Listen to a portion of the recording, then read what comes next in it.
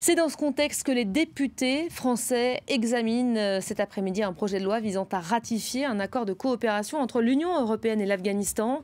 L'immigration pourrait surgir au cœur du débat puisque ce texte devrait simplifier les expulsions de ressortissants afghans de Paris vers Kaboul. Or, cela intervient au moment où la situation insécuritaire, vous l'avez compris, s'est fortement dégradée dans le pays. À cette occasion, nous recevons Bar Makoy. Bonjour, journaliste pour information pour Info Migrants. Première question, Bahar, comment cela se passe aujourd'hui? La France expulse-t-elle facilement vers l'Afghanistan? Alors non, jusqu'à présent, la France, elle évitait d'expulser des ressortissants afghans vers l'Afghanistan. Nous, on a demandé des chiffres au ministère de l'Intérieur en France. Il y a eu 11 expulsions en 2017, 11 en 2018 et 11 en 2019. Donc on peut les compter sur les doigts d'une main. Et par nos propres sources, Info Migrants et une équipe de journalistes afghans, on a su par le ministère de la Migration en Afghanistan que 2 de ces expulsions, elles ont eu lieu en septembre. Par le hasard du calendrier, aujourd'hui même, alors que les députés vont parler des renvois forcés de migrants afghans vers Kaboul. En ce moment même, il y a un migrant afghan qui est dans un avion direction Kaboul. Et la première expulsion qui a eu lieu au mois de septembre, elle a concerné un cas assez particulier. Il s'agissait d'un migrant qui a été débouté du droit d'asile et qui a été condamné par la justice française avec des soupçons de volonté de passer à un acte terroriste sur le territoire européen. Le migrant qui aujourd'hui est en situation irrégulière et qui est renvoyé vers Kaboul, c'est un cas différent. Lui, il n'a pas eu de problème avec la justice. Donc on voit qu'il y a quand même différents cas de figure. Dans tous les cas, le ministère de l'Intérieur, il est assez discret. Il n'aime pas trop communiquer sur ces chiffres. On sent qu'il y a une certaine gêne. C'est assez opaque. C'est assez opaque, ouais. Mais les chiffres restent quand même... Dans tous les cas, il y a assez peu d'expulsions vers l'Afghanistan parce que la plupart des Afghans qui demandent l'asile en France l'obtiennent dans les 3 quarts. Donc il reste ce dernier quart qui représente à peu près 2500 personnes pour 2018 qui est concerné par potentiellement ces renvois forcés. L'accord en examen à l'Assemblée nationale engendrera-t-il, selon vous, une accélération de ces retours forcés d'Afghans déboutés du droit d'asile en France? Alors, cet accord, il comprend un volet sur les flux migratoires et irréguliers, le contrôle de ces flux. Et dans ce volet, il y aurait peut-être un texte qui va faciliter des accords de réadmission.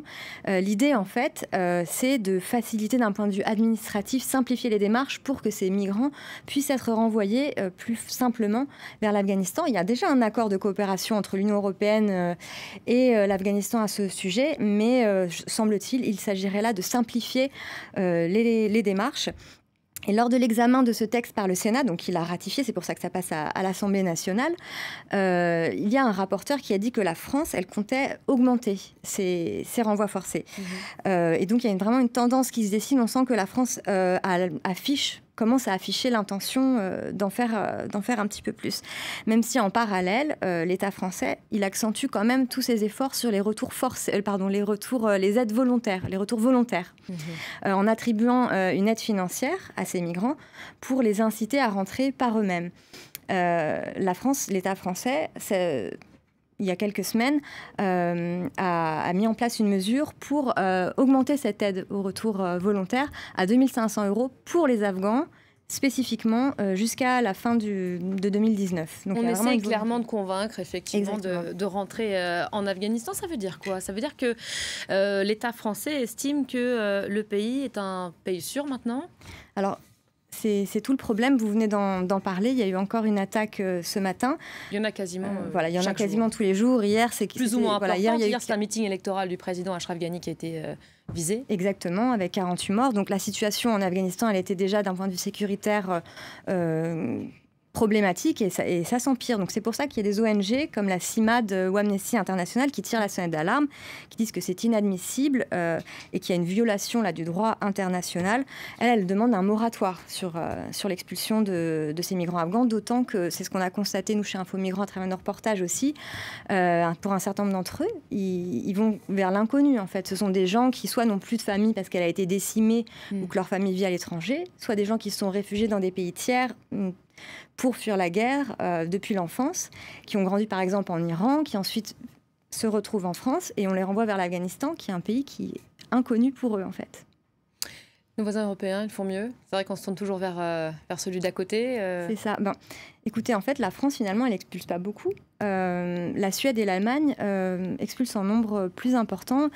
Et notamment, elle passe par des vols groupés. Par exemple, la Suède, elle s'est associée avec la Bulgarie et l'Autriche pour envoyer des migrants afghans en situation illégale avec un avion qui a été affrété par l'Union européenne, où l'Allemagne a renvoyé une trentaine ou une quarantaine de personnes dans un même vol groupé.